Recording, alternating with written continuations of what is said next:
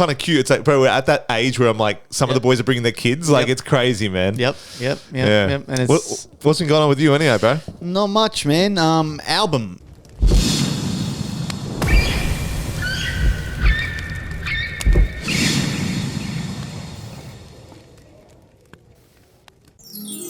Yeah. Let's go, baby. We return. Only 2 of us today. 2 peas in a pod, DZ. He's still on afternoon shift. Yep. So we will see what happens there. We're a man down.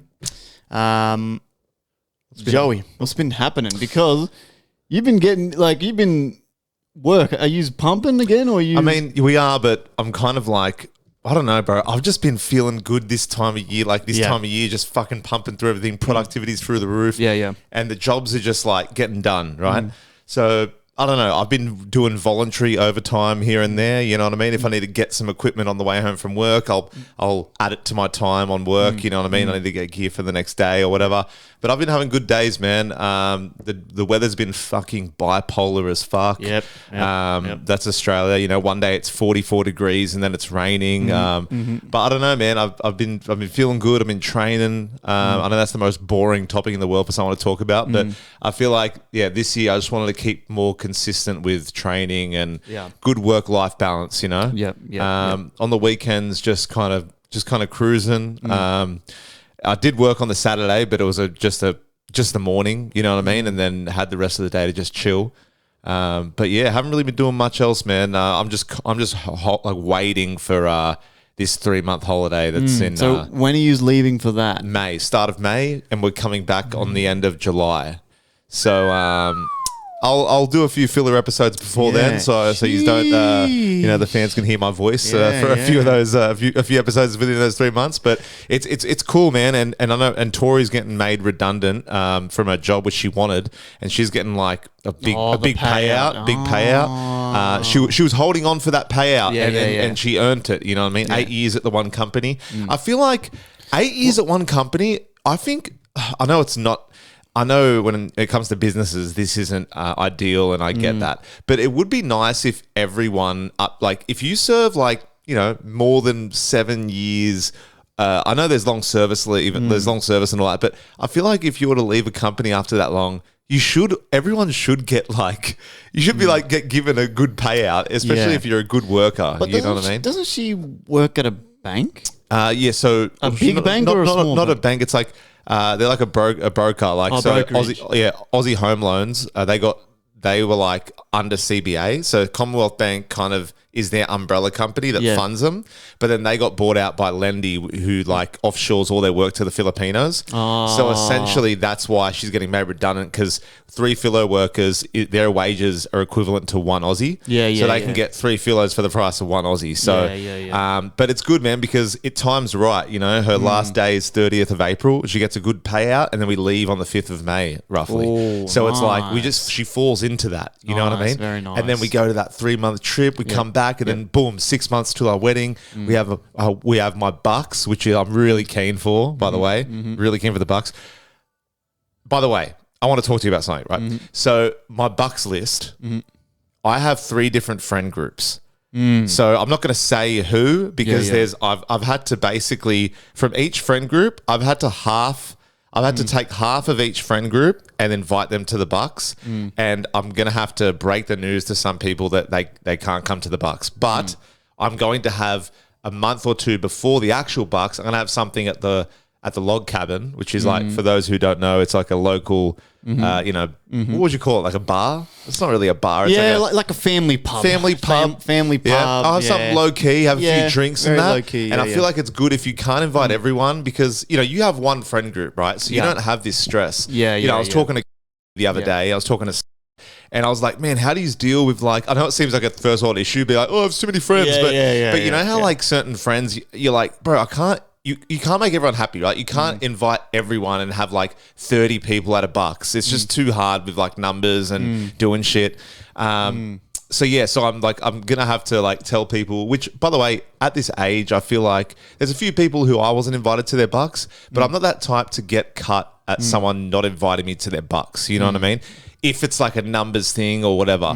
But it also depends how close I am with that person. Usually you can use your brain and be like, oh, it makes sense that I'm not invited. Or if they're actually that tight with you, then you would just be like, the fuck, why aren't I invited?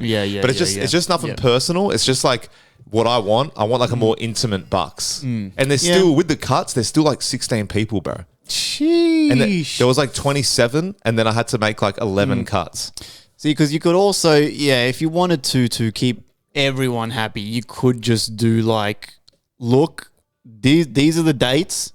It's set in stone. And if you can come. And you just then fucking tell whoever the fuck. Because even if you do that, I still think, say for example, you say 30 people, say, look, these are the dates, this is where we're going. I still think out of 30, you'll probably find that like 10 people won't be able to make it anyway. You know what I mean? Bro, this list, everyone would come. You reckon? And don't get me wrong, it's not I don't want them there, bro. Yeah, it's not that, but it's like, I'm just like, it's so much. And like, you'll get, and people just do their own thing. They end up splitting off and like, oh, where's this person? Where's that person? Yeah. You know what I mean? Yeah. But like, I don't know. Do you think people will have problems with it? It's hard because your group is so like, and other people's groups as well. It's like they're just used to their one group, but then I'm a part of three different. Yeah, see, I've never had this issue. I've had the same friends since I was in primary school. You know what I mean? So you haven't even had any outside the group, right? No. Fuck, bro. Like the only people outside of the group that I become friends with is like you, like partners. Obviously. Partners. That's it. That's basically it. It's just partners. But before the partners, I've had the same boys since we were kids. Yeah. So that's why I've never had this. Yeah. It's kind of like you got to just cut certain people off and be like, listen, you like people that, I don't know, like there's difference between acquaintances and friends. I have so many friends, it's ridiculous. Like none of these people, like all the people that I invited on the Bucks are friends. None of them are even acquaintances. Like how the fuck does this even happen? But I don't know, man, it's hard. Because it's like, because then do you think there can be such thing as too many people on a Bucks? Nah. No? Nah. I reckon for a Bucks, nah. More the better, you reckon? I reckon the more the merrier, but then you also have to kind of come up. It's like you said, you're right. The more the merrier, but the harder it is to control, right? That's what I mean. Now, so you could just do the whole, fuck it, I'm going to invite all my fucking people that I'm cool with, right? Say it's fucking like 40 people. Again, you do the whole, this is it, we're going here, these are the dates. You have to then obviously talk to whoever your fucking best man is or whatever, if you're going to do it traditionally. Yeah. Get them to, number one, most important thing is have an activity or an idea for at least half the day. That will then help reel everyone in. And then, but once the activity is over, man, like we've been to Bucks before, you know exactly what happens. It's just free for all. Yeah. So, and I feel like no matter how hard you try keep that attention and keep everyone together, you at some point you're gonna just lose it. Yeah. It's just gonna go, bro.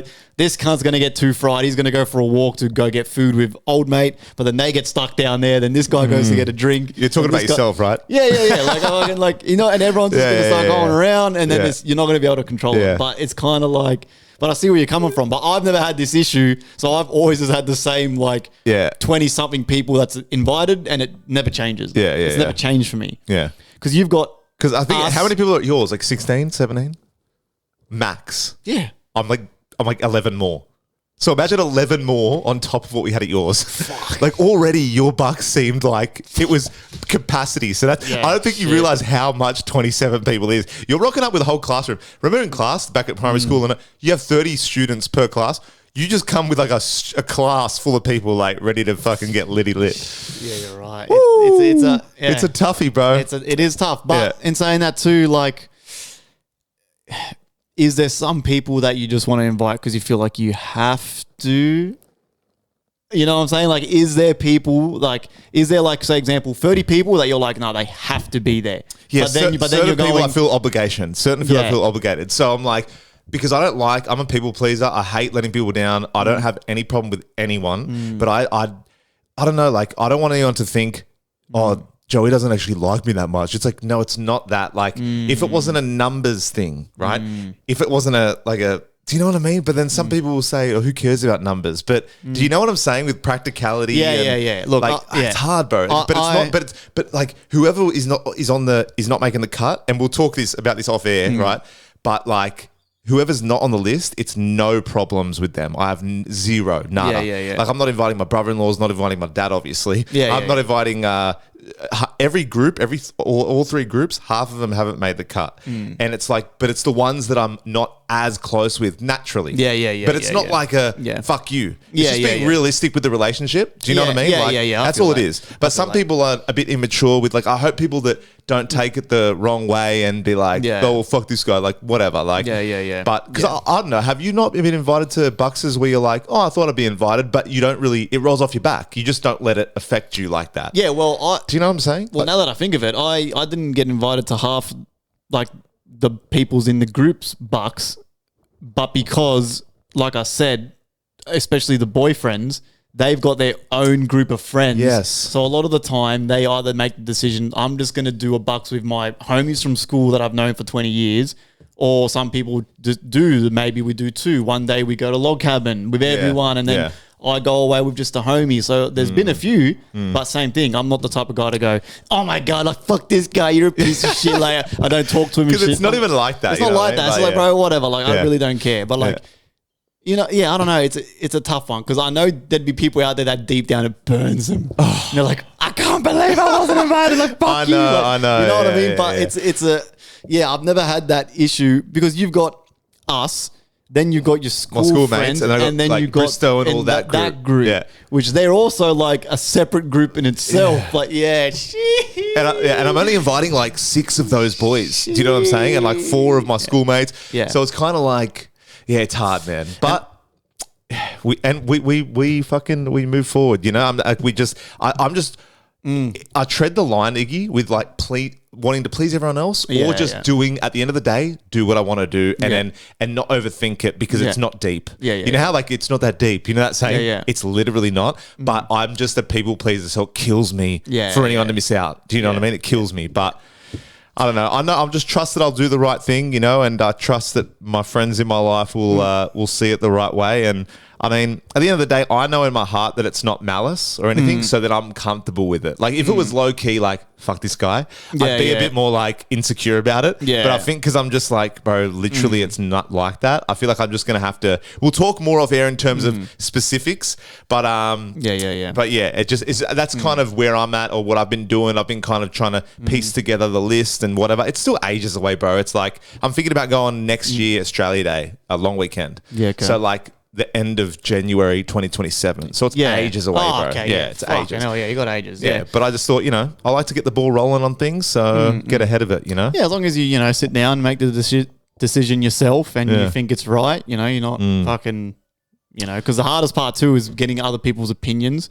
You know, that's a tough one too, especially you will learn this very quickly, especially with when the wedding comes around, it's the other people's decisions outside of you and your partner. That's where it can get a bit dicey. Are you talking about family? When family has everything? Family, friends, family will say like, and it's not even like snarky comments, but it's just like people are so like. There's like 1,000 ways to skin a dead cat. But people, I think it's just skin a cat, but you can make it a dead cat. People love doing it their way. So when you don't do it that way, it's like weird or like wrong. But it's like, not really. It's just a different way of approaching it. Or like, you know what I mean? But again, in due time, you will learn that very quickly, my friend. Especially you. I feel like you're like on the other side. Like you've done shit. Like you've already done your bucks. You've already done your wedding. I'm kind of like yet to. You're coming in. It's like DC's already got a kid, so he beats us all in that regard. When one day you'll have a kid first, or I'll have a kid, whatever. Crazy to think that one day we'll have little ones of our own. Maybe, I don't know. Where are you and Chloe? I don't know if this is too personal for the pod, but like, have you ever thought about kids? Like, honestly, the honest truth, bro. And my wife is probably the same.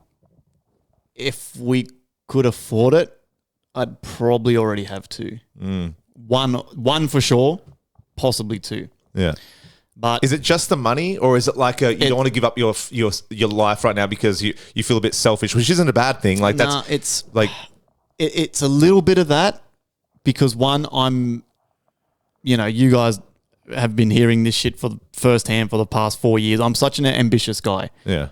And me trying to learn trading, investing, making music, podcast, editing, on top of balancing a fucking trying to keep a healthy relationship with my wife, on top of family things, on top of friends, to then have just this little fucking mongrel that I've got to give my complete attention to, because if I don't, he's going to turn out to be a fucking retard or a socially awkward little cunt in school. Yeah. And it's no one's fault but the parents' fault, right? Yes, argument's sake, sometimes your kid can just turn out to be a piece of shit, right? I know that.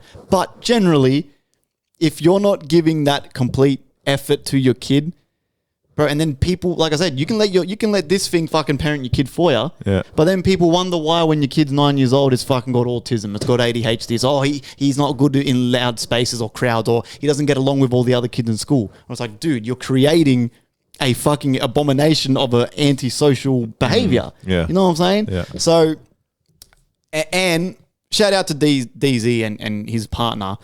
Like, they're again biased because it's my brother, but they've done real well, man. Like, especially with my niece, seeing her at her age, the shit she does, people go, oh my God, how is she so intelligent for her age? You're like, what the fuck? And then you go, hold on a second. No, she's just being a kid, but because DZ's partner is so on the ball with it and always parenting and not letting fucking video, like iPads and shit parent the kid for him, she comes across as like this super genius, intelligent Elon Musk child. But no, she's just the average fucking 3 or 4 year old. Yeah, That's yeah. normal. Yeah. But we're so used to now in this day and age where it's just like this shit's doing the heavy lifting for you, because I can understand it's probably hard, right? So I'm scared for that sense, yes, because I am a selfish piece of shit.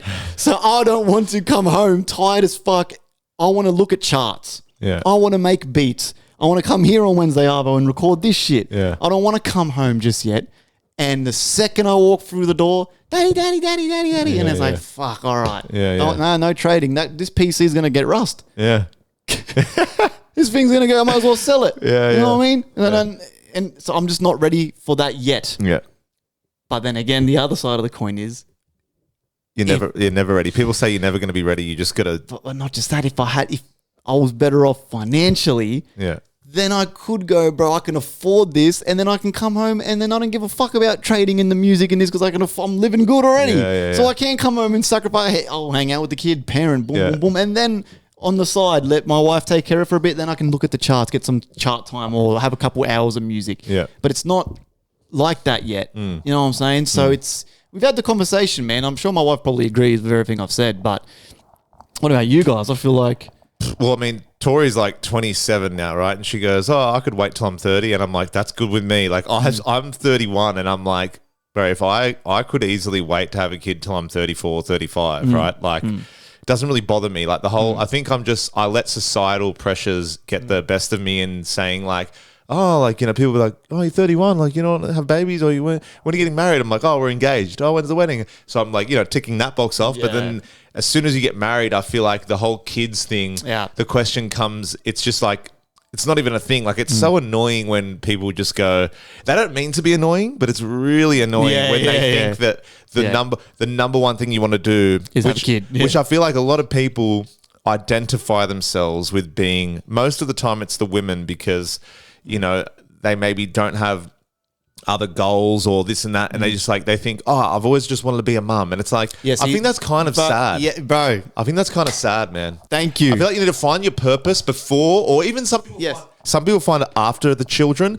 but regardless whether you find your purpose before or after, I feel like when you have kids, either you've already found your purpose and you don't let even though you want to love and protect the child, look after the child, you don't let the child become before your relationship, or try not to let it overlap your purpose in life. You know what I'm saying? Like, some people just, oh, I'm just a mum. It's like, what do you do that? What are your hobbies? I'm just a mum. But it's like, I get that. And that's very good. Like, it's a very good trait to have. You'd rather have that than a dead shit mum or dad. But some people, it's mostly women, I feel like, but maybe some men, if they don't have purpose, but you're more than just a parent. I fear that. You know what I mean? Totally agree with you, man. You've hit the nail on the head. Me and my wife talk about this all the time, where, like, for example, from high school, right? I can think of a couple bitches from high school.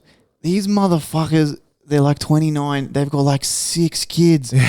6 kids, 5 kids to different partners. So I'm like, what the fuck? So it's like, you're telling me you left school zero ambition, right? Zero ambition. Now, I'm not bagging motherhood out, right? We're not saying that. I'm just saying I feel like some women out there, it would have been the perfect excuse to get out of the workforce as quick as possible, start popping these motherfuckers out like Skittles. You get your government benefits, boom, boom, boom, some extra cash. You know what I'm saying? Yeah. I'm not passionate, right? I don't want to fucking work either. If I had the option to fucking shoot some sperm and not go to work, I'm taking it. You know what I'm saying? But it doesn't work like that, right?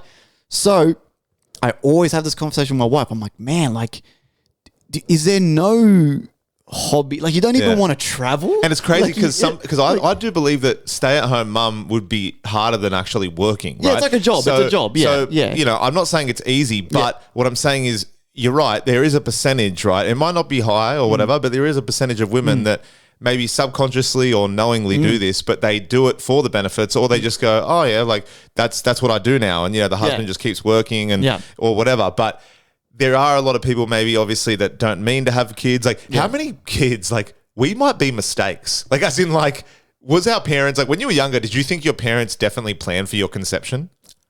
I'm pretty sure I was a mistake. Yeah.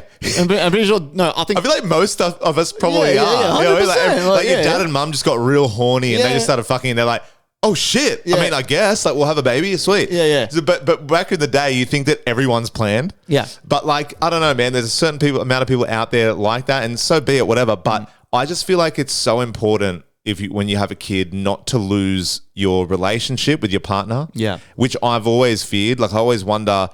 You know, it's hard in a long-term relationship to keep the spark without kids sometimes. You go through rough patches. Imagine when you have a kid.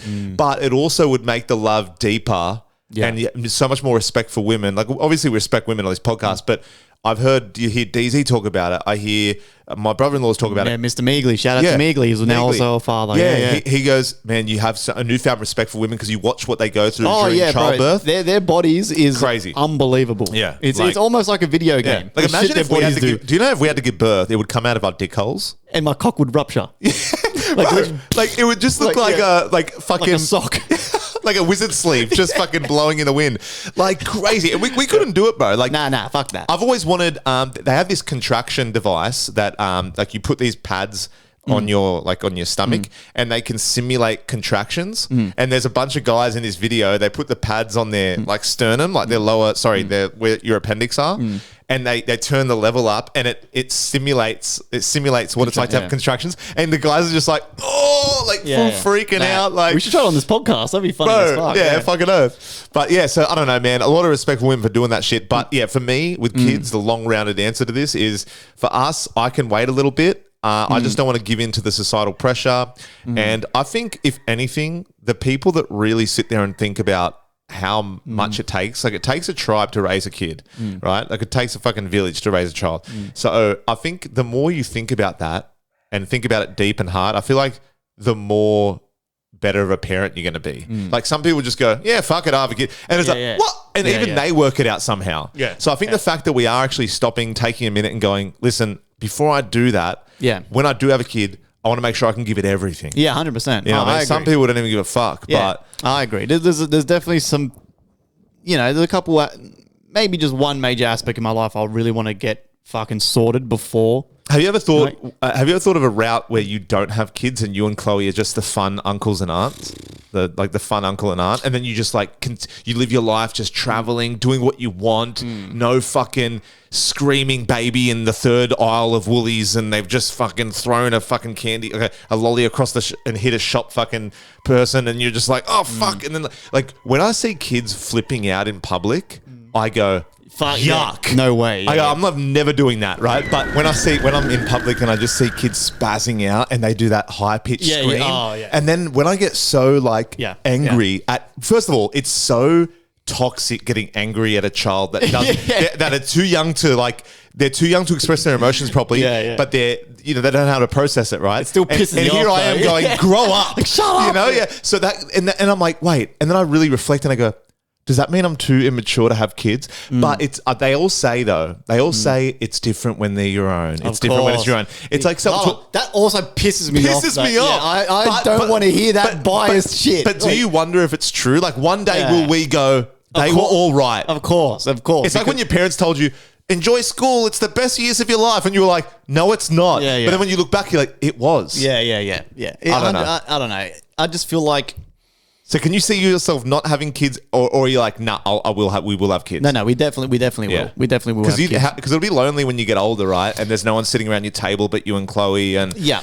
you played all the Scrabble there is to play, and you fucking, you know. Yeah. No, but also, again, like I said, with all my plans and ambitions that I have, when I eventually achieve those things, I want to pass that shit on. Yeah. Like, you know what I'm saying? I want to break a family chain, essentially. I want to be the one who starts, whether it's a business, whether it's trading, whether it's the music pops up, whether it's the podcast. I want to build something to then be able to pass it on. If my kids do it as well as I did, or they might just go, I don't want to fucking do this shit, fine. But at least I gave them the blueprint to, you know, to at least try. You know what I'm saying? Yeah. So I feel like that, to me, awesome goal as a man. Nice purpose, good ambition, you know what I mean? But again, it's just, we definitely will have kids. I don't not want to have kids, but yeah, it's just the timing, man, because it's so weird. Because like we spoke about it last week, it's like in this day and age, 30 is still so young. Yeah, if you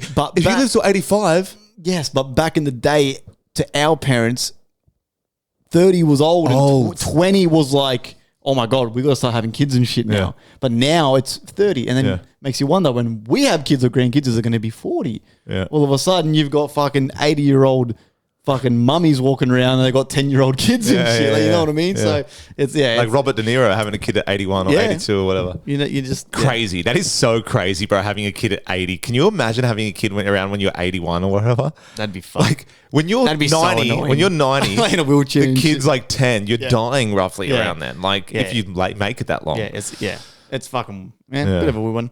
Again, But we weren't bashing... No. Parenthood and this stuff is like that. honestly just I feel like if anything, we just know how important that role is, how hard it is, and how important it is. Yeah, you know what I mean. So, hats off to all the mums, both single and the mums that are you know with partners, both men and women actually. You know, because dads do a lot too. You know, the women do more, but the dads do a lot too. You know, there's different. I guess it's harder. It's hard in its own ways on both sides. You know, the man has to go to work, and then right after work, pick up with the parenting, but then the mum's doing the parenting all day night, you know what I mean? So it is. It gets weird, man. We have a night, me and my mates are doing a pool comp night this weekend, and it's got to the point now where some of the boys are like, "Yeah, I'll bring my kid in that," and so it's like, and it's like, it's not bad. It's like, but it's kind of cute. It's like, bro, we're at that age where I'm like, some of the boys are bringing their kids. Like, it's crazy, man. Yep. And it's what's been going on with you anyway, bro? Not much, man. Album drops the 6th of February. I'm only going to share that on the podcast. I've got some sneaky little snippets throughout social media, through SoundCloud, YouTube, all that stuff for observant people, but a lot of you guys fucking, aren't observant at all, so you probably aren't going to notice it. So the 6th of Feb. Thank you again to Mr. Funly God for helping with the skits. Thank you to DZ for the features, some skits on there. Confessions to a Doctor 5. The story continues, man. The story continues.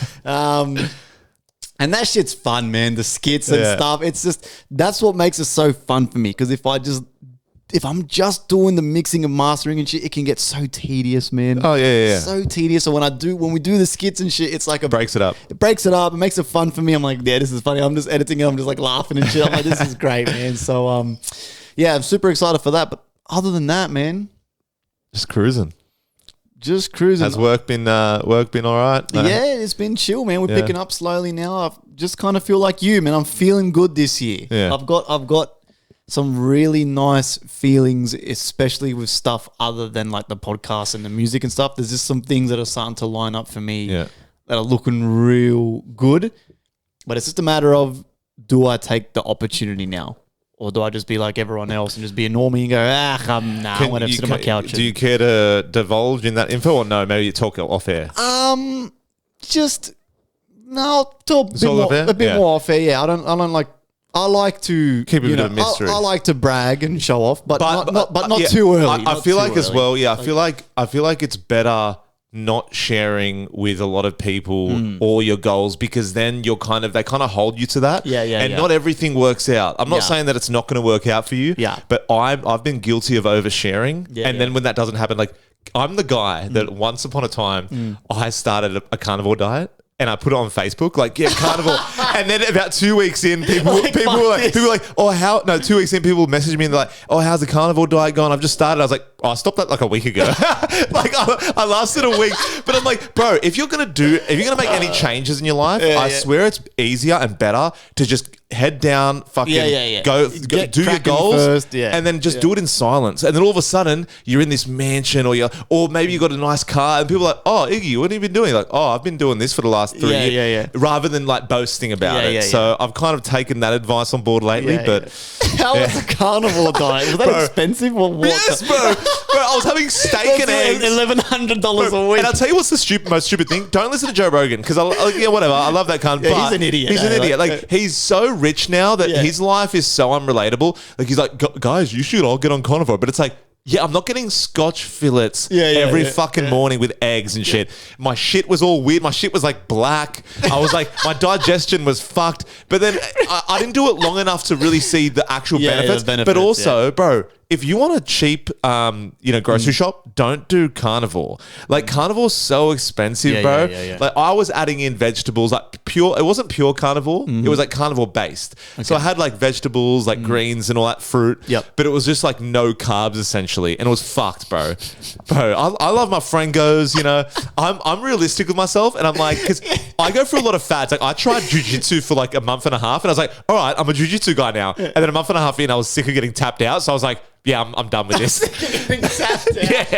I'm such a. I need to. You know what? No, another 2026 goal for me is commit to things. Like if I'm going to, I'm not saying I got to take up new things, but if I do take up a thing, actually commit. Because I'm like, I pick up new things and then I go, yeah, nah. Yeah. Do you know what I'm saying? Like, so let's brainstorm here.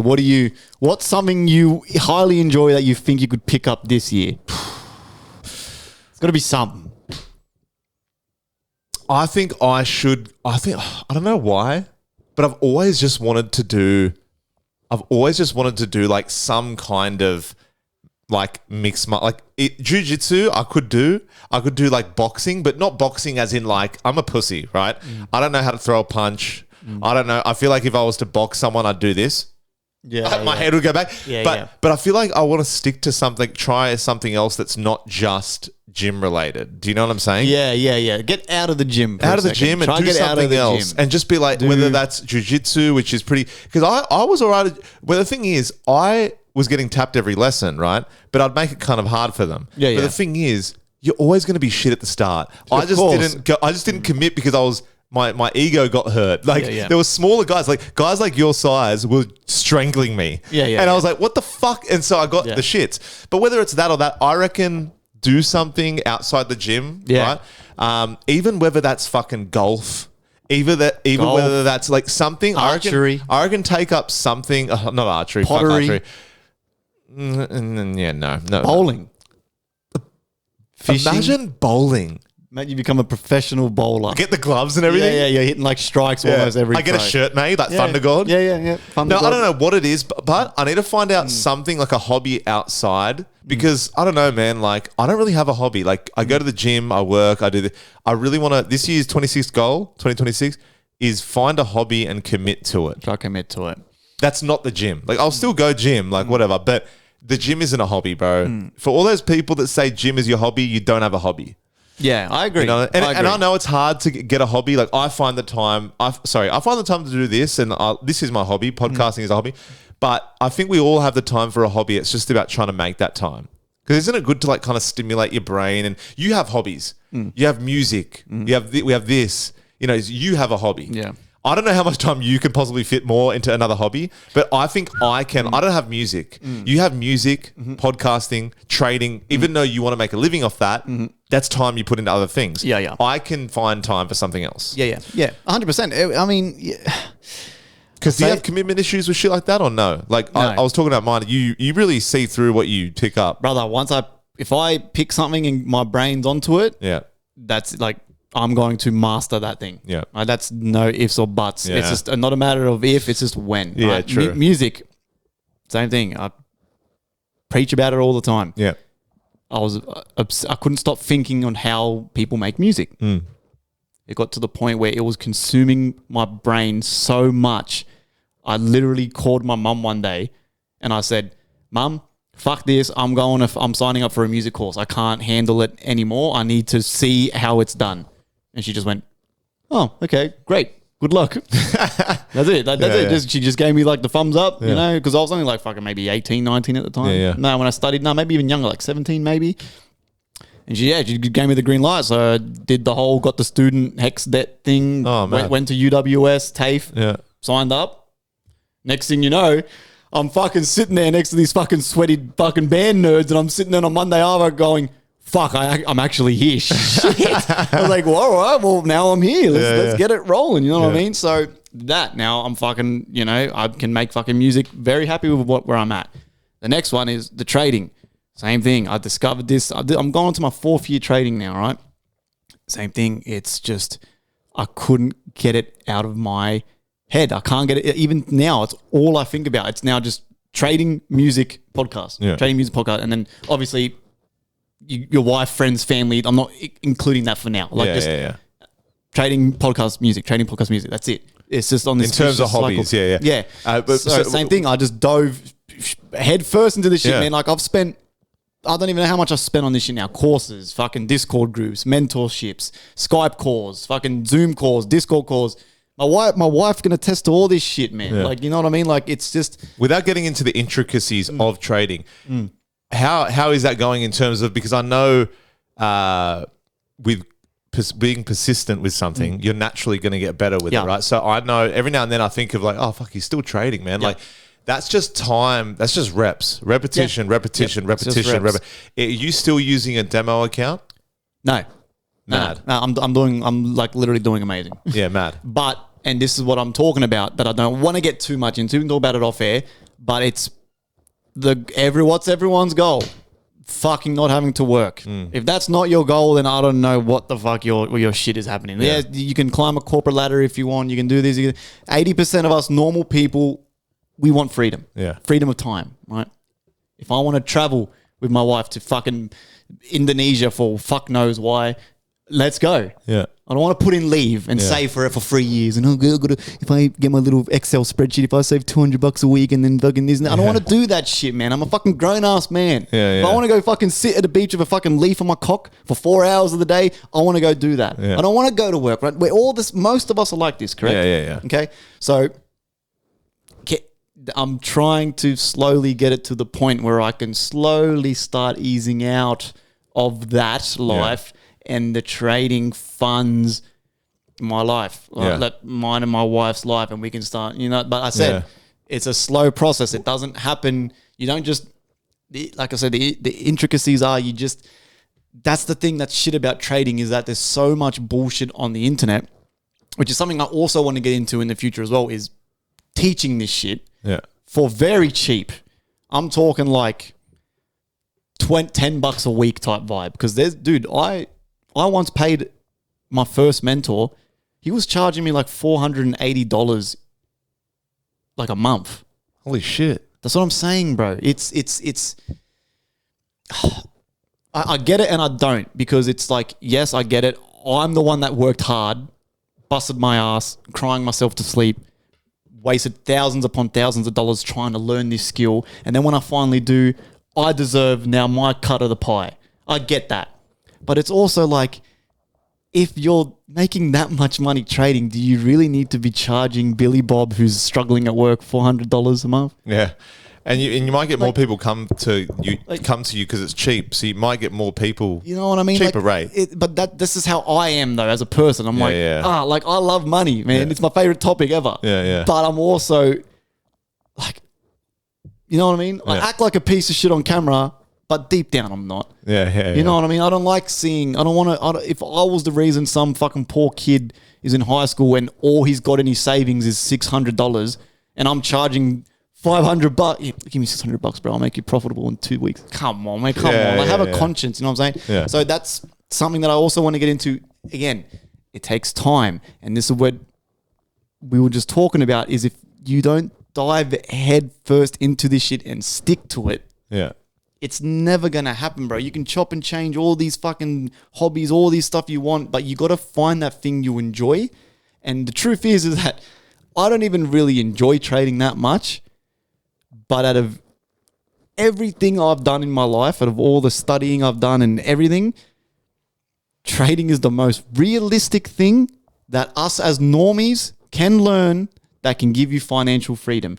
I'm not saying you're going to be a fucking millionaire. You're going to be Elon Musk with fucking 20 yachts and shit. No, right? Yeah. You can, but on a like I said, my mentor, who was living in Queensland at the time, which he actually said he'd come on the podcast, but he's moved now to Europe, right? Freedom of time. Yeah. He's our age, and all he does is travel around to different countries and trading. You know, he got bored of Queensland, so he said, fuck it, I'm moving to Spain. I still follow him on Instagram. I still talk to him on Discord and shit. He's in Spain right now. You know what I'm saying? What do we average at work now? What are you averaging? Don't have to say the exact number. What? At least 250 a day, 300 probably more, at least, right? Yeah, roughly 2K a week, roughly. Yeah, so fully qualified, right? Awesome money, right? That is very possible with trading. Yeah. Very possible. And I'm talking like you could be cracking 2K a day. And see, that's the thing with me with commitment. I'm like, I look at that and I'm looking up at a mountain and you're up there going like, Joey, hey, come try it. And I'm like, do I? See, but here's the thing, right? But I remember when I first got into it and you asked me to send you videos. Yeah. Imagine if you just stuck to it. I know. It's already been 2 years since I sent you those videos. Yeah. This could be a complete different conversation. I know. You could be sitting here in a fucking brand new ute out there, fucking going. You're only working casual now because you're making some bank on the side with the. You know what I mean? Like, it's is that sacrifice that you got to make? But that's my interim. That's my problem. Is that I can't stop thinking of the what if. Yeah. That's my toxic trait, but it's something that I'm also so proud about myself. Is that I can't stop thinking of what if. So with trading, right? Same thing. I discovered it, and just like everybody else, trust me, you're all probably listening to this, probably rolling your eyes, right? Because it's so hard. It's so this. You need to be good at math and all this bullshit. I'm literally a high functioning retard, and I'm teaching myself this shit just because I'm persistent. Yeah. You know what I'm saying? So when I first seen this trading shit, straight away I was like, this is bullshit. And the video, it was like a TikTok. It was like a guy, and the guy that video, that guy ended up being a scammer, right? So it was a fake video, but the video was, 19-year-old kid makes 3.8 grand USD in 10 minutes. I just kept scrolling. And then I went, wait, what the fuck? Scroll back. You know, when you scroll back on TikTok trying to find the video. I'm scroll back, scroll back 10 videos. 19-year-old kid makes fucking 3.5 grand USD. That's what, fucking almost 4.5 grand Aussie. I'm like, no, he didn't. Bro, hooked. Yeah. Hooked. My brain couldn't stop thinking. My brain was telling me this is more than likely a scam, which it was. He was faking it. It was all fake. But there was that 1% in my brain that went, what if that is possible? Yeah. And the rest is history. And I've just been stuck in this rabbit hole now. Like I'm balls deep. Like you can just see the knob of my microscopic penis hanging out. That's how balls deep I am now. Yeah. Yeah. My wife will attest to this shit. Same with the music. Crying myself to sleep. Yeah. Crying in the car. Calling my wife saying, I can't do this. I can't do this. I can't do this. Yeah. You know what I'm saying? Yeah. My wife's going, dude, you're too... Well, I love my wife. You know now too much to stop. Yeah. So now it's going to be even worse for me if I did decide to quit cold turkey. When I turn 40, I'm going to be sitting here at my fucking job that I hate going, what if I just stuck to it? Yeah. Even if it takes you 30 years. Yeah. But again, that's an extreme level because that's just how I am. Yeah. But we're talking about if you're trying to find a hobby, right? Why do you think you struggle to commit? Like what to you... It's just like, me going like in my head, I can't see myself. I'm like, I struggle to like, I look in terms of like every day improving, like every day that you work on something, whether it's trading, whether it's a hobby or like another hobby that, you know, is more easily attainable, whatever. I look up the mountain all the way at the top as rather than just every the day. First couple steps. Because then it's like, I think that's what I got to get better at. You know what I mean? Because I look at a task and I'm like, Like, what? How long is that going to take? What? But then it's like within that time that I've just gone, being umming and ahhing about doing something, I could have already been jiu-jitsu. That was 2 years ago ish. If you stuck to if it, I said I could fucking just Kimura every motherfucker. I could be like, you know what I'm saying? Like, I could be good at something. So that's my goal this year, I think. You know what I mean? Which is a good attainable goal. You've always had that about you, like the commitment side, and I've always admired that about you. But that's why I think as well. You know, I know we come on the pod and we talk about training, we talk about this, talk about that, but I do believe there's a bit of, work in silence and then let the product of your wealth, whatever that be, in wealth of like, happiness, whether that's like, hobbies or whatever, let that show in the long run. I feel like that's a kind of thing that I want to try and do as well. Yeah, we'll find you. Let us know in the comments. What should Joey Gay, the Thundercod, start doing this year? And don't say dune surfing just because I'm like my dad's from Egypt, all right? I'm not going to find a beach somewhere and just start surfing down a sand dune, okay? Even though my ancestors will probably cry out from Egypt, yeah. I'm excited for you, man. I'm sure we can find... There's got to be something, man. Yeah. See, that's the thing too for me. Like, I love that excitement of trying something I've never done before. Yeah, that excitement. But you just have no more time, bro. Like you have. I feel like eventually the stuff you're doing, like you said, when you eventually get that bit of more financial freedom, I feel like that's when you could really lock in with another hobby. But I feel like right now, keep doing what you're doing. I don't think if you overload yourself, that's another thing, guys. If you overload yourself just because you want another hobby. Like sometimes you genuinely don't have time. I think we should all try and have one hobby at least, right? Yeah. Just one, right? Because I think we have time for that. But also don't burn yourself out because then you're just not going to commit to anything. You know I agree. But a hobby though, it can't be the gym. No. It can't be the gym. Even though exercising, it's such a great thing to do. And again, something that I want to pick up on. I've lacked on that for the past couple of years, but is it it's not a hobby. It's not a hobby. Maybe that's something you can commit to. Even though it's not a hobby, I feel like it's just... I need to and it's not about getting swole. It's just about health. Yeah. You know what I'm saying? No, I agree. Because how much better do you feel when you just work out? Oh, I miss it. I miss it. Oh, and you have like a little pump and your veins are all popping and shit. You're like, oh, yeah. Like, I wonder one day if like, because like I've always said when we start getting to the point where our testosterone starts to go... I'm like, will I get on TRT or something? You know what I mean? Is TRT readily available in Australia? Put that in. I'm going to say, because I think we're already at that age where our shit stops. Yeah, man. Like 30. I think at 30, your cells stop repairing and shit. Sometimes, man, I mean, maybe edit this out, maybe not. But sometimes, man, when you're going at it, you're just like, do you remember when you were younger and you got like when you used to get morning wood to the point where your cock would hurt? like now it's kind of like it still gets like up sad. there, but it's kind of like, do I want to get hard or like what are we really doing here? Do you know what I mean? And then imagine the day where you wake up and you're just flaccid first thing in the morning of every fucking day, like. That's the thing. We'll get to the point, Iggy, where we won't. Work. No, but not just that. We just won't want to fuck anymore. That's crazy. Yep.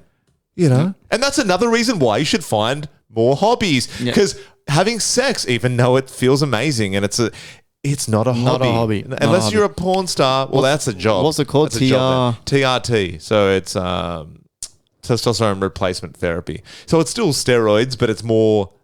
It's a clinical way of like it's more doctor prescribed. Oh, really? Yeah, like it's more like instead of just your mate behind the gym, the gym fucking car park jabbing you, it's a medical treatment for men with symptomatic low testosterone, restoring levels to normal with manufactured testosterone via injections, gel patches, pellets, or oral forms. What the fuck? Yeah, there's oral to improve libido.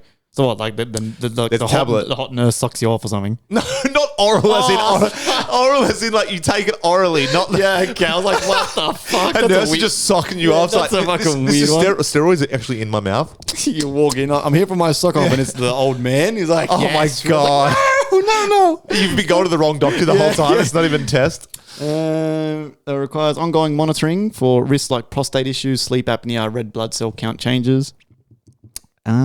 Yeah, so you go for it for like actual medical stuff, but like you actually have to get tested for low test. You can't just come to the doctor with raging testosterone and just say, I need TRT. So in what age in men does your test like stop?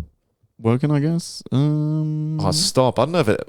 Yeah, like 70 something or whatever. So a man's testosterone stop. production does not stop completely at a certain age, rather than experiences a gradual, steady decline, which typically begins late 20s, early 30s. So this is us, my friend. That would describe my half-effort morning wood.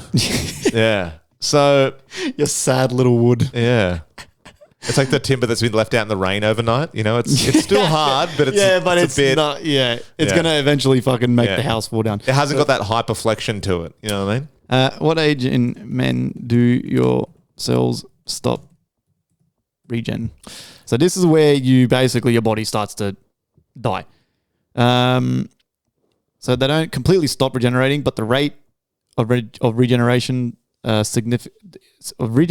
declines significantly with age, a process that begins as early as mid-20s,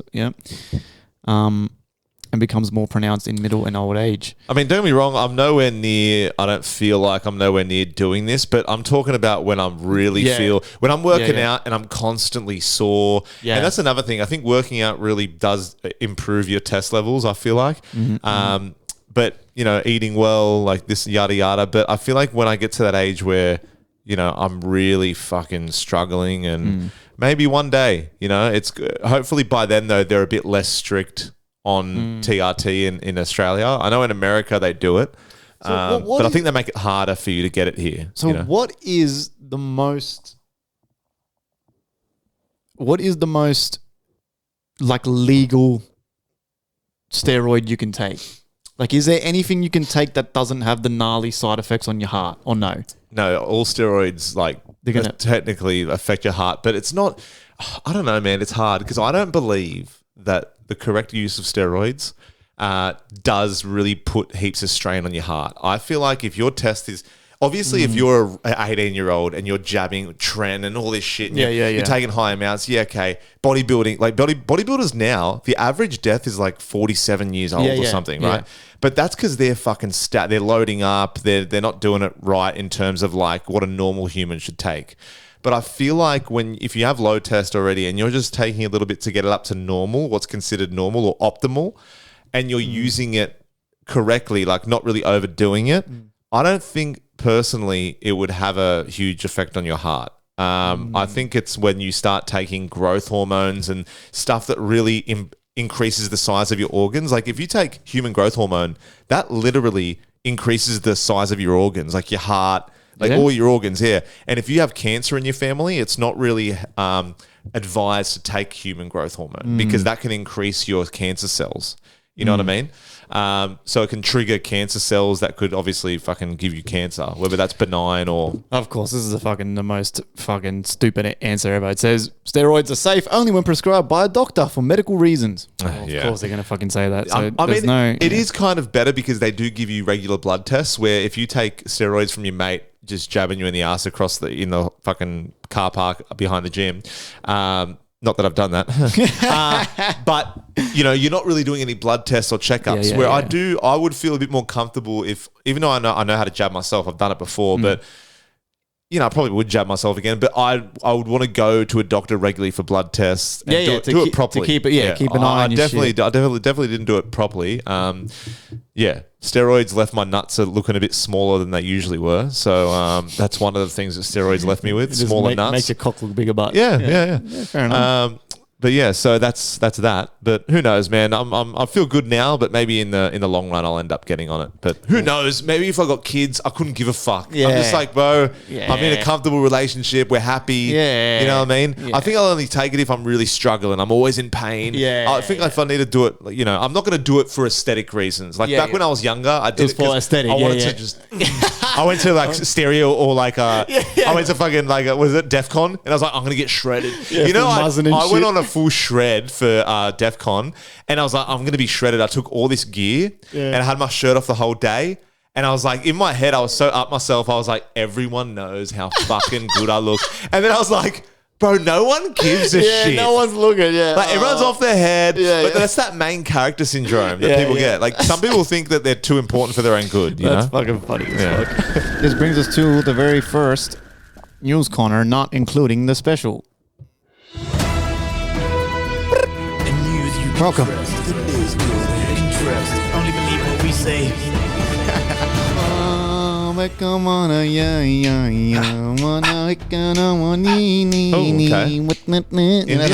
The Stitch song, was it? Oh, what? I'm fucking Stitch. I sang it completely wrong. Yeah, I think that gave me Bollywood vibes. If Stitch goes Bollywood, they probably have a Bollywood version of Stitch. Oh, that'd be Aloha means family. Aloha means. Oh, fuck it all. All right, man. Where are we at with the world at this possible moment in time? News story out of Germany. 9. Biggest bank heist in Germany. Oh my gosh. Germany's biggest recent bank heist. Over the Christmas holiday weekend, late December, a highly organized gang drilled through a parking garage wall into the underground vault of Sparkas. Is it Sparkas? Sparkas Savings Bank in Gelsenkirchen. Oh my gosh, look at the photo, I can't. Yeah. That is crazy. In Western Germany. They broke open more than 3,000 safe deposit boxes, stealing cash, gold, and jewelry. Initial estimates put the total haul at around 30 million euro, which is about 35 million US. So that's probably about 70 million Australian. Yeah. But police say the value could be much higher, possibly making this one of the biggest heists in German history. The crime went unnoticed for days and was discovered only when a fire alarm alerted responders, who found a large hole drilled into the vault wall. Surveillance footage shows masked thieves fleeing in a stolen high-end vehicle. No arrests have been made, even still. Hundreds of victims gathered outside the bank demanding for answers, with many losing valuables for far exceeding insured amounts. Isn't that crazy? What's with like Europeans doing heists now? There was the Louvre. This goofy ass fucking drilling holes in walls and shit, man. Can you imagine? How do you explain? Well, it going unnoticed. Well, not just that. Can you imagine Commonwealth Bank calling you and saying, hey, all that savings you had, it's gone. What do you mean it's gone? Yeah, we got broken into, like it's gone. It's like, what do you mean? My money's gone. It got stolen by some fucking... It makes you just want to fucking hide all your money underground or something. Just in a fucking under the mattress, mate. The old school. That's like literally prison break shit, bro. Like, you know what I mean? Like drilling a hole into the vault. Like they would have had to literally suss that out. Like, how'd they know that the vault was on the other side of the parking garage wall? They had to have been an inside man, because it says here the fees managed not only to secure access to the bank and the vaults, but to bypass or evade multiple alarm systems. That's what I mean. If you're the boss of that company, you're looking at your own team first. You know what I mean? Like you're looking at the employees that were on there. Yeah, yep. You know, if any of them have neck tattoos or any gang affiliations. Yeah. Someone had manipulated the emergency exit. Speculation of inside involvement or assistance, of course. That makes sense. Yeah. But there's also no firm evidence that is the case. But there has to be, right? Has to be. Otherwise... What civilian is chilling out in those vaults long enough to kind of suss it out for themselves that the parking garage is on the other side of the wall of the vault, yada, yada. Yeah. Like, they could have drilled into any wall and ended up not in the bank. Do you know what I mean? Yeah. They drilled through a wall, they're like, oh, wait, this isn't it. They drill into the police station. Yeah. Make it easy as for them and shit. Yeah. The police is having a donut and just going like, you know the constable, what's the cunt from Simpsons? Oh, fucking... Chief Wiggum or whatever the fuck. Yeah. Do you see Spanish police uncovering a record? Spain's largest cocaine bust. Spanish police seize 10 tons. 10 tons of cocaine. What does 10 tons of cocaine look like, and where is the party at? You could swim in that shit. Of course, hidden in a ship off the Canary Islands. Look at that, bro. That's just all... Holy bricks and bricks of cocaine. They made the largest seizure of cocaine at sea after finding almost 10 tons of the drug hidden among a cargo of salt on a merchant ship off the Canary Islands. Lucky it didn't make it into Salt Bay's kitchen. You know, fucking You know, the guy that cunts off his yeah, head. he's off his head. Just no one's eating the steak. Everyone's just fucking partying. Everyone's just talking and DMing and shit. How good's this steak? You haven't touched it. Like, so wait, where was this? You said in Spain, right? Yes, off the Canary Islands. Canary Islands. Where's Canary Islands? Like that would in be. terms of Look my at geography's this. bad. Look at this. Look at this. That looks like sand. That's the salt. That's the salt. They're shoveling it like snow. Yep. And then there's all just the bags of cocaine. Oh my! They've just thrown it in amongst the salt. Oh, okay. So the bag of cocaine was like of there. That's not the cocaine. No, sorry. That's so all the salt was there, like out in the open, and then within the salt, they Was- got bags of coke. Yep. Holy shit!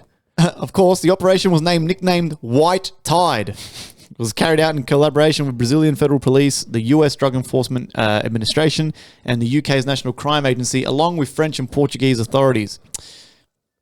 How do they catch wind of this? Do they have a snitch? Like That's the thing, yeah. like, how do they know? Like, how many ships do they go on and they go, let me check your cargo, and there's nothing? Like, do you know what I'm saying? Like, do they? I wonder if they do this often and they don't get nothing, but then it's like every now and then they do get something. You know what I mean? There has to be a tip off or something from someone. What do they do with the cocaine?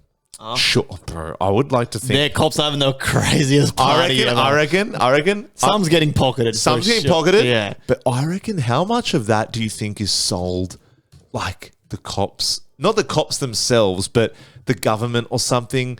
Do you reckon they have like dealers working for them? Of course. That they kind of get the money themselves. Do you know what I'm saying? Of course. Surely they make profit from it. have to. I'm talking about the corrupt countries, which by the way is most countries, right? Yeah. But I reckon in countries that are kind of like third world-ish, you know what I mean?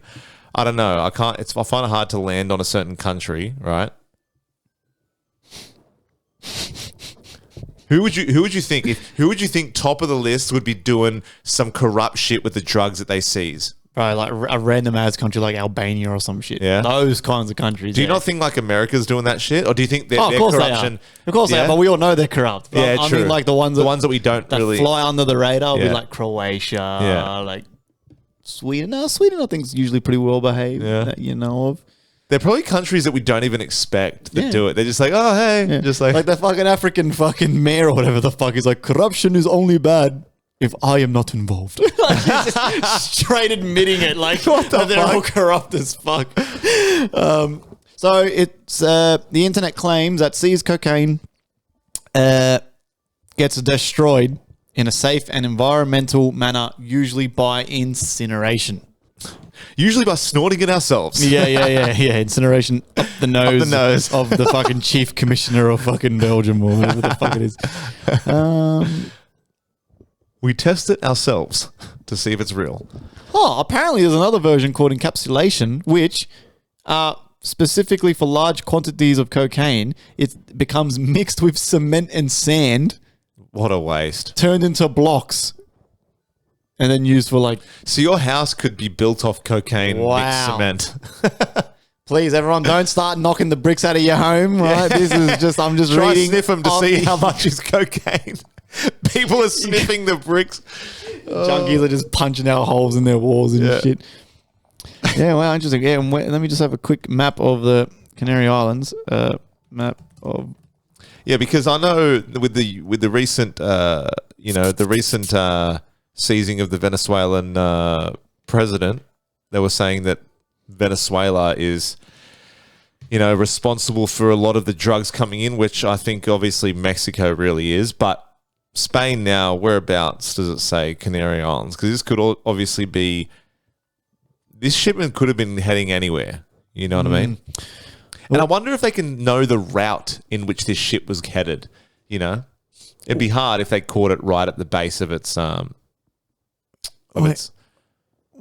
Canary Islands is obviously a few islands that make up, but where?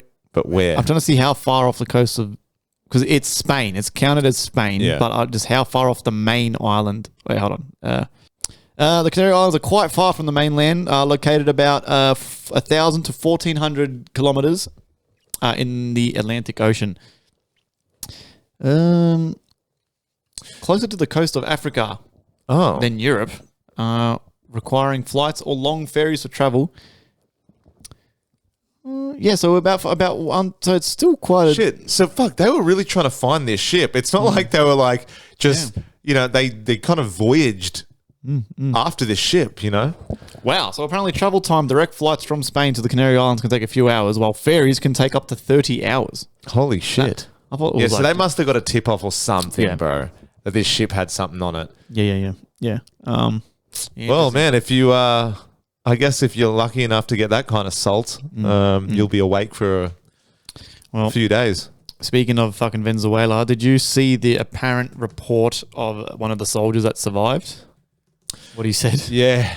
And now this is, I don't know about the legitimacy of this. Yeah, we don't know if this is like some undercover CIA operative. It sounds like propaganda that some American dude just went, hey. It's also so possible. It's possible. With their technology. Yeah. Well, the technology sounded really similar to Stranger Things. You know when they would fuck up 11 with that sound thing, that ultra radiation fucking... I'll have it here if you want. Yeah, do you have it? Yeah, I have it. I can bring it up now if you want. Yeah. Read out. I'll read out the interview. So this interview was with an anonymous man claiming to be a part of Maduro's security detail. Right. The interview was circulated widely online and through a few international outlets, but it's not been independently verified at all by major news agencies or confirmed by the U.S. government, for that matter. Really. But the interviewer said, where were you stationed during the U.S. operation? The guard said, I was part of the presidential security detail positioned near the outer perimeter. Interviewer, what was the first sign that something was wrong? The guard said, all communication and radar systems stopped working all at once. No alarms, no warning. Interviewer, did you see U.S. forces immediately? Guard, no. First, there were drones overhead, then helicopters appeared very quickly. Interviewer, how many soldiers did you see? Not many, maybe around 20, but they moved with total control. Interviewer, did your unit open fire? Guard, no. Before we could react, they used something else. Interviewer, what exactly did they use? Guard, I don't know how to describe it. It felt like a powerful sound or pressure. My head felt like it was exploding from inside. Interviewer, what happened physically to you and the others? Guard, we started bleeding from the nose. Some vomited blood. We collapsed and couldn't stand. Interviewer, how long did the effects last? Guard, long enough for them to take control. We were completely incapacitated. Interviewer, do you believe it was an advanced or secret weapon? Guard, yes. I've never seen or experienced anything like that in my life. Experts say, right, the described symptoms do not cleanly match any known deployed sonic or microwave weapon, and the account could involve electronic warfare, stress response, concussion effects, or exaggeration. So, I don't know, like this as well, it does sound like America's just kind of gone in and typed this up just to boast about it and just kind of warn people, because it kind of sounds like I said, the Stranger Things. You know, in Stranger Things they use that weapon to kind of incapacitate them. Their nose starts to bleed. You know, yada yada. This could exist because they spent what trillions of dollars on fucking weapons, on weapons and shit. So this could be the reason why they had no deaths and they were outnumbered really. Like, 20 soldiers roughly. Apparently on the way there, they were listening to bitches love sauce up, motherfucking motherfucker. Is that not... I thought it was Chief Keef. Was it Chief Keef? Yeah, Chief Keef. Yeah. God, it's so American. Like, bro, how scary is that? You got these cunts on the way, there's only 20 of them, and they just jump out, It's fucking crazy, well, I don't know if they even, I don't even know if they opened fire. Did they open fire on them as well? Did they use bullets at all? Or did they just use this sonic... I don't know if they even used bullets with this. Let's see if there's a... Or did they use this kind of, quote-unquote secret weapon to incapacitate him first, then they shot him? Maybe. Let's have a look. So it says here apparently 7 US troops were injured, but Venezuelan troops says 100 killed. 100. Oh, okay. So they did open fire at some point. Yeah. So I don't know, man. It's not out of the question that it is real because of the money spent by the US government. But also, yeah, it just seems like propaganda, to be honest. It seems like they're swinging their dick around, just being like, yeah, don't fuck with us.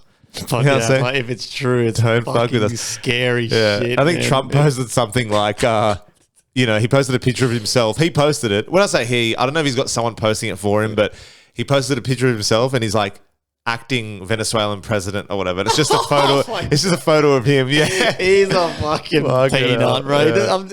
We've never had someone like this before. Eh? He just doesn't. He might not be doing. He might not be doing it the right way, but I think even though yeah. I love how there's no social media guy who's like saying maybe word it like this. They're just letting them post it however the fuck. I reckon he fires people that just disagrees with him. yeah. If he says, "Hey, post this," and they go, "Oh," I reckon they go, "You out of here. You're fired." Oh my god, you're fired.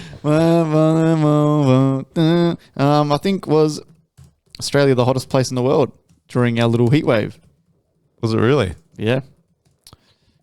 I'm not surprised, man. But it's just so bipolar. Like we said at the start of the episode, it's just like one day it's 44, the next it's fucking raining. It just doesn't know what it wants to do. Australia holds many heat-related records. The continent has the hottest extended region year-round. But a couple of days ago, we actually have also reached 50 degrees Celsius. Have we? Yeah, we have. Oh, I can only remember 47. But The national record is 50.7. which for Americans, because Americans go off Fahrenheit. Okay, so How much is 50 degrees So Celsius to... what is 50 degrees Celsius in Fahrenheit? These fucking idiots with their Fahrenheit. They're the only Fahrenheit's people in the crazy. world that use Fahrenheit. It's like pounds, but a lot more people use pounds. So for our American listeners, 122 Fahrenheit.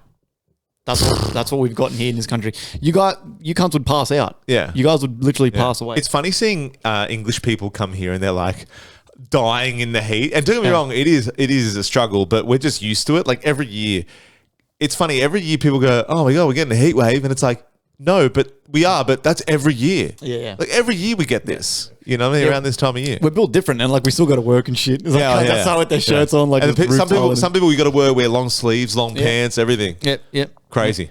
Fucking built different. Protein powder company scams innocent bros with cake batter. Holmes Nutrition sold protein powder online, marketed as high protein supplement with flavors like cake batter and cinnamon cake. Customers paid top dollar for it too. A Reddit fitness fan got suspicious because the powder tasted way too sweet. More dessert-like than supplement. So they sent samples to an independent lab. The lab results showed the real protein content was tiny, about 3.4 grams per scoop, instead of the 22 grams as advertised. And carbs was way higher than promised. That's the opposite of what people actually bought it for. People weren't just annoyed. Some bought it for medical reasons, like managing diabetes, and based on the label's low carb claim, meaning that mislabeling this could actually affect their health. After the Reddit post went viral, the company pulled all products from its store and never really explained it. Yeah. They just blamed manufacturing issues. This scam became a meme because it's basically like you paid $75 for cake batter. Surprise, you know? Yeah. And millions of fitness-obsessed snackers are now double-checking their tubs. Yep, it's actually still the case is still ongoing as of January 2026. That's the legal status. They can't. They won't be able to get away with this. But I wonder how many companies do get away with it. Like because sometimes, have you ever had those protein bars where? Do you know the protein bars? They taste chalky and they taste kind of shit, and you're like, this has to be healthy, right? Yeah. But then, do you ever have that one every now and then? You have that one protein bar, and it's almost like you're eating a dairy milk chocolate. Yeah. You're like, and you're "Ooh." like, how the fuck is this healthy? Yeah. I wonder how many other companies do that, because this Reddit guy. See, I know we bitch about people on Reddit. Because a lot of them do have blue hair and fucking call themselves, I'm a cat, whatever, I'm but they, you can them, find whatever. some gems But on- every now and then you have Reddit people like, I couldn't be fucked to take a sample of something, get it tested at an independent lab. Yeah. But some people out there, they're saving the world one fake protein supplement company at a time, you know? If you want to solve any crime, you get a fucking fat Reddit nerd. Yeah. And he will solve the crime. Yeah. somehow from his bedroom. Yeah. He won't leave his bedroom. He'll somehow solve the fucking crime. It's fucking weird After shit. he finishes watching hours worth of porn. Yeah, literally. So they chucked the Liver King. See, again, man, I hate, like, my conscience would never let me do that. What? My conscience. Like, ripping people off. And especially when it comes to, like, health and shit. Yeah. Like, well, that's the thing. It's like, okay, fair enough. You're a gym bro, just wanted to make gains and stuff. But you got diabetes and you're trying to fucking cut down on your bad health choices. Meanwhile, you're drinking cake batter. Yeah. Yeah. Yeah, it was like the Liver King. People believe that guy that bad, like that much, and then like people like with medical issues and shit were like trying to copy his diet and shit. Do you reckon people were eating like raw testicles just to... I don't reckon heaps of people, but I reckon there were a few crazies out there that didn't stop at like eating just organs, because eating animal organs isn't that crazy. Like I've eaten liver before, like cooked. I've cooked liver, like sheep's liver. I've cooked sheep's liver with like onions, garlic, fried it up a little bit, have it medium rare, because you never overcook your organs. You always like, sounds weird saying that, but I've had chicken heart before. You know, they're actually tasty, right? But eating raw testicles, that's a line I don't want to cross. He would have 100% convinced someone to eat testicles nuts, right? And shit. Testicles nuts. They would have 100%. Testicles with nuts. Yeah, testicles. So it's like a testicle that have testicles. Yeah, but like, bro, you see him tear into the raw testicle, and it's like a yellow. Yeah, it's like disgusting. Apparently, he's still active online promoting his ancestral lifestyle. Yeah, it was kind of weird. He made a Netflix doco that didn't really take off. I don't know if we discussed this, but I think we did discuss it in previous pods. But he kind of didn't. He said sorry, but then at the end of it all, he was like, "Try my new." He's like, "No, this guy just has scammer in his blood." We'll be at his not will, but people will be at his funeral, and he'll try and like scam people to buy his coffin or whatever. Eat this testicle. Yeah, eat my testicles after I'm gone. Oh, yeah, that's so fucked up. The guy's abs are insane, bro. He sits down and he's like, still got abs, steroid abs. Yeah, literally.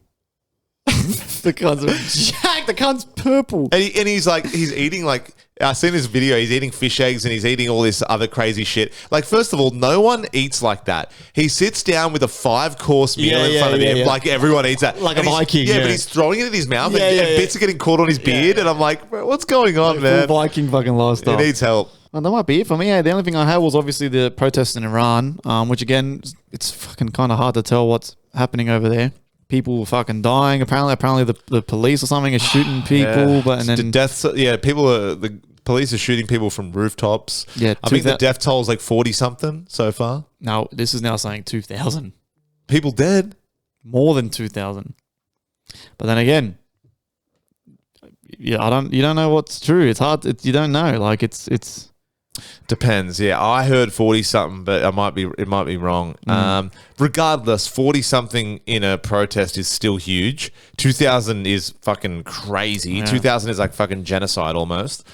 But I don't know, man. I hope they fucking sort their shit out before more people die, man. I don't know what the heck's going on. A lot of the people that are protesting are the young people that kind of are trying to. I think they're rebelling against the Islamic control over there, and they just want to. They crave just the Western lifestyle. You know what I mean? Well, a lot of these young people. It would be shit though. Imagine if your country was run by how it is, but then it gets taken over by fucking some religion, whether it's Islam, Christianity, whatever, completely changes it, demolishes your churches, makes you dress a certain way. That'd be fucked. Yeah. I'd be like, what the fuck, bro? Like, you know what I mean? Yeah. Doesn't matter where it happens or who it is or what religion. Like, that'd be fucked. Yeah. That's like being held hostage in your own country. America said that they would intervene if they start killing protesters, which they have done. So it's just a matter of when. I don't know. You know what I mean? I seen an article this morning apparently that the US has started sending out I wouldn't be surprised. like evacuation notices to. But why is it all of a sudden all on America to be the big brother? I know they've always been the big brother in that regard in terms of power, but why now? Like, they don't do it for nothing. They would have an agenda. It's never for nothing. No, it's never. It's kind of like you scratch my back, I scratch yours. So because what they do is they'll put a puppet state in again. I'm calling it. Trump's going to bomb the fucking shit out of these motherfuckers, and the Ayatollah, they're going to resign or flee to Russia or whatever, which apparently he's already considering or some shit, or he's already done it or some shit. They then, America installs, their puppet prime minister or whatever the fuck. So now, at that point, they'll be controlling Venezuela and Iran. Iran, they want Greenland. While trying to sort their own shit out as well. It's just... Crazy, man. You can't... I don't know. I don't know if Greenland will happen. I'll be pretty gobsmacked if they end up taking Greenland. I don't know, man. I reckon... People are saying that it's... I think, is it Finland? Is it in Finland? No, so Greenland is owned by Denmark. Sorry.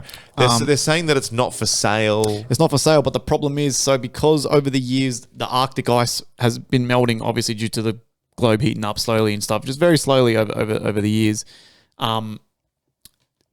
American, I don't know what they call scientists or geopolitical people have discovered that there's an estimate of about 52 billion, with a B, billion barrels of unmined oil at Greenland.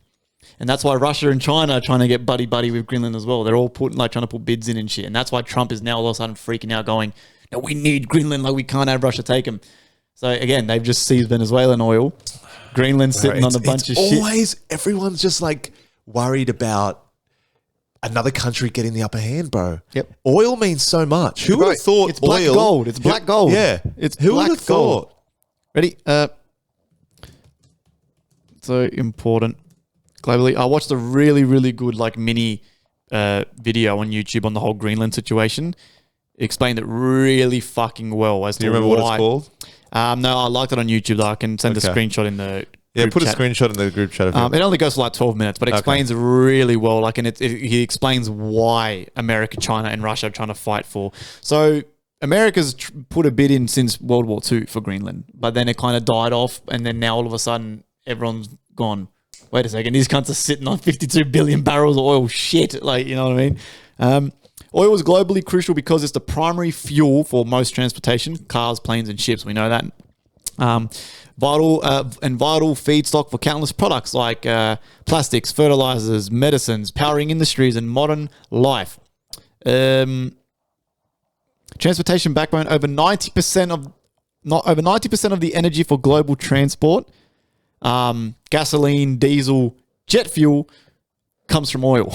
Yeah, so the main thing they use oil for is obviously for transportation, right? Is that the main use? Other than what you just said there, that's the uses for oil. Mm-hmm. Predominantly, yeah. Okay, because we have a friend who works with fuel, with oil. How lucrative was his business? And his business was very lucrative. But think about this, Iggy. His business was tiny compared to. So imagine the money that comes from global 52 billion barrels. So was it barrels or liters? Barrels. Okay. So I think the video said the estimate it'd be worth around $4 trillion with a T. But it sounds like there's no end to countries' want for money. No. There's no end. No. There's no we've got enough, because there's always you're a whole country. You got so many fucking overheads and when is enough? That race to be that power country in the world, it'll keep changing. England was once upon a time on top. Now they're kind of shit. Yep. Now America's really rising to that global fucking power, eh? They've always been there in the running, but they're really... Yeah, it was looking dicey for him for a while there, but man, fuck, Trump's really come in with this iron fist. Again, a lot of people don't like that type of leadership, but he's... Yeah, he might be doing... I think he's doing it the wrong way, but at the end of the day, if he's really going to do shit the wrong way and no one's going to do or say shit about it... Or at least do shit about it. I know people are saying things about it, but like you said in the last episode, if they're really just not going by the book, the UN is kind of a smokescreen, right? If he's just going, nah, fuck this, and people are just kind of going, oh, fuck, well, I guess it's getting results. It might not be the right way, but maybe it's just not been the right way. No one else has ever done it with any results, so he's just going, fuck this, whatever. It's just each political party will always have a different way of doing it, and I think And they're always each political party's always going to do shit wrong. They're always going to fuck up. They're all corrupt. They're all wrong. Yeah. They're all pieces of shit. But the problem is that we're so used to, especially for the past couple of like 2 terms, it's been blue team in America. The blue team are so they're like they love people pleasing. So they will always put the pretty bow on it and make it look. They will downplay shit when they do bad shit. But Trump's come in and done the opposite. He's let you peek behind the curtain. He's like overplaying the bad shit they're doing. So then everyone just goes, what the? So then you got half the world that's shocked and hate it, and then the other half go, what the fuck? This is hilarious. Yeah. So it's like, just pick your poison. Do you want to be like lied to, and do you want to get sugar coated to, or do you want the cunt just to say to your face, yeah, we're stealing this cunt's oil? Yeah. Like, which one do you want? You just got to pick the poison. You know what I mean? Like that's all it really is. Yeah. And I think for so long we've been so used to seeing the Obama, Joe Biden, pretty little bow on it, and we're going to make relations with this country and blah, blah, blah. We're so used to that. Now Trump's gone in and gone, no, we're taking that shit, man. I don't give a fuck. Everyone's going, whoa, we're all freaking out and shit. But it's like, man, they've been doing it since World War II. Yeah. America's been stealing shit. You know what I mean? China makes having sex unaffordable. China's rolling out a new tax on condoms and contraceptives, including birth control pills and condoms, which started on the 1st of January 2026. For the first time in more than 30 years, these products will be hit with a 13% value-added tax, VAT for short. They had been tax exempt since the early years of China's one-child policy. Yeah. Why this is happening? China's birth rate has been falling sharply for years. Yeah. With births at a historically low levels. Yep. Even after relaxing the one-child policy and allowing up to 3 children per family. The government wants to boost fertility, and this tax change is a part of a wider demographic strategy, including tax breaks for childcare and marriage services, cash incentives in some regions, and expanded parental leave. Critics point out that making contraception more expensive could discourage safe sex, so people will just be hitting it raw, and hurt young and low-income people who already struggle with affordability. But Beijing frames the change as tax reform and normalizing contraceptives as regular consumer goods, not an explicit anti-sex policy. So they're trying to make it more expensive so people just go... What a way to approach it, eh? That's because then when you think about it, won't they just lead to parents just accidentally having a kid? Yeah. And not because they want to have kids, but just because they're like, I can't afford protection. That leads to shit parents. Yeah. And then and people are scared of China. These motherfuckers can't even get their birth rate shit under control. You know what I'm saying? Like, these motherfuckers ain't gonna do shit ever, man. Like, what the heck? But do you reckon it's because, I might be wrong, but do you reckon it's because obviously the economy's fucking shit? But do you reckon a lot of them is like, why would I want to raise my kid in a communist fucking country that's like, or do they not, are they just kind of brainwashed and they don't know how communist their country is? Yeah, I think it's a bit of both. It's so many factors, like because they're so short, like they have their own fucking Facebook and shit, so they got no idea what's going on around the world. Yeah. But so then to them, it's like it's like America. They're in their own little fucking bubble. It's like I feel like China would be even worse. So. Yeah, for sure. They'd be like, well, communism is always worse than anything else. Yeah. Like,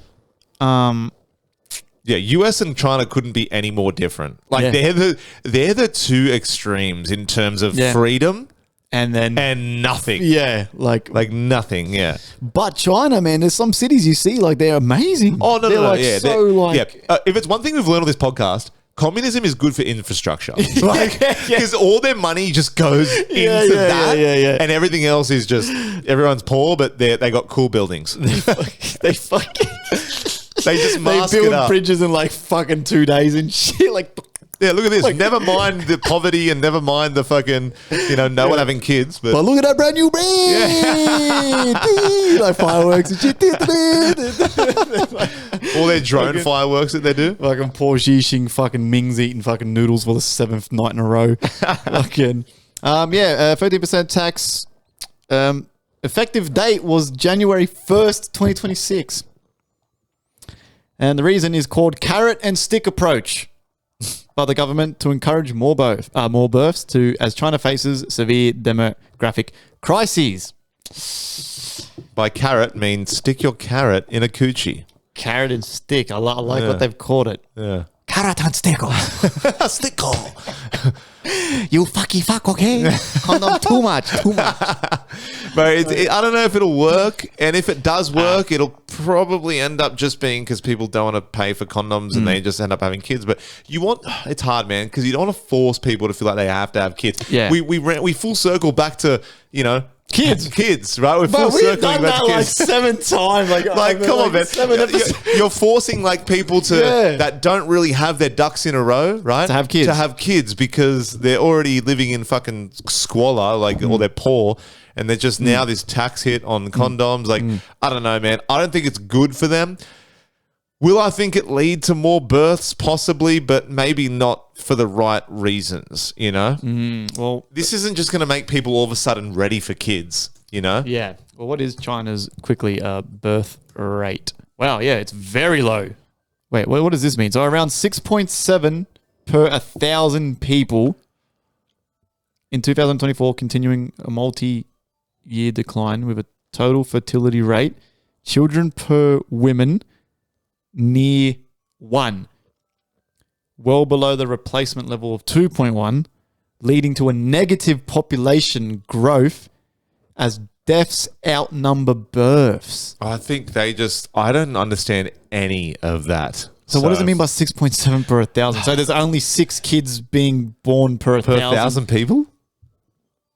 Huh. Well, they have a lot of people. Oh, yeah, in China. no, that is it. So there's only 6 births per 1,000 people. Wow. That's actually like catastrophic. That's bad. That's bad. Yeah. What's Australia's birth rate at the moment? I want to compare China's. Okay, so remember that number, 6 per 1,000. I still don't know how they get 0.7. Yeah, so it's like the baby's born with half a head and shit. Like fucking. Remember 6 per 1,000, and then Australia's. But I'm pretty sure fucking motherfuckers here having like 8 kids and shit. Bro. I don't know, man. We're I still think hillbilly. globally people are. It's dropped. I think. Wow, apparently we've hit a record low. People are thinking more like you and I, maybe just like kind of hesitating whether to pull the trigger on kids. Pull the trigger on kids, like we're going to shoot kids. I mean, pull the trigger on having kids. It says here 1.4 births per woman, which is a record low. I'm trying to see if there's got the number like it did for China. Record low of 1.4 per woman, down from 1.5 in 2023. What are we? Median age of mother is 32 years. Median age of father is 33. 33 years. Yeah, okay. So people are having kids later now. This is literally circling back to how we started the episode. This is actually crazy. Yeah. Parents are having children later in life. I'm trying to see. Economic concerns. Experts suggest economic insecurity, career focus, and other crises influence family planning decisions, pushing Australia further into a baby recession. Yes. Sheesh. Yeah, man. Well, I mean, I don't know. You can take this in a good way or a bad way. I feel like it's good because, people are having kids later. I said median age of women is 32, median age for men is 33. But maybe they're just, I don't know, living their lives a little bit more before they, their lives completely change and they got to be so selfless towards children. Like, while having a child, you got to be so selfless. Man, sometimes you forget your parents had lives before you. Like there were people before you came along. I know. Trying to get their shit together, just live life. We've all ruined their lives. We've come and fucked it up. Yeah. Like any parent would tell you it's the best thing they've ever done. I love the real parents that go, no, it's the best thing I've ever done, but it's fucking hard. Yeah, but you're an annoying little cunt. But the people that just go, oh no, I've got no complaints. I'm like, go fuck yourself, lying, man. Stop fucking lying. Well, damn, eh? Yeah, man. Well, I mean, I think that's it. The total, what is it? The lesson for this episode is, whether you have kids or not, don't let it be your only purpose in life. And if you're going to do it, just make sure that you can actually be there for your kid.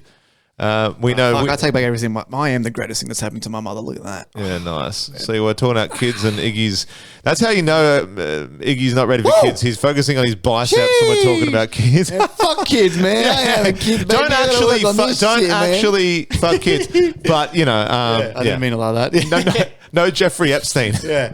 Yeah, wow. But that's like, we've done that a few times now. The episode has come back full circle and we're doing it unplanned. Yeah, unplanned, man. Unplanned. It's just happening the way it's happening, man. So, as always, guys, that will fucking do us. Fun the God, thank you so much as always. Yeah, thank you, man. Thank you for always hosting us. Let the people know, what can we look forward to this week from the Fun the God? Give them something swell to look forward to. Look forward to waking up every morning and realizing that every day you wake up is a blessing. Yes, sir. And, you know, your problems aren't always the worst in the world, you know, and it's just about your outlook on life. I know that's like something you'd find on the back of a fucking fortune cookie, but literally, man, your The day back of a fortune condom wrapper. Legit, yeah. Condom prices skyrocket. But seriously, man, your life is what you make it, you know, and it could be worse. It could be worse. After all, you're listening to the FireCast. Yes, sir. So your day is already looking fucking brighter than ever. Hell yeah. Let's go, man. This is what, episode 191. 191, man. Yep. Let's go, We're man. doing it. Guys, thank you so much. I hope Thank everyone's you. having a great start to their year. And we know your Monday nights has got a whole lot better because you're listening to the FireCast. Let's See go, you guys baby. next week. That was a good one.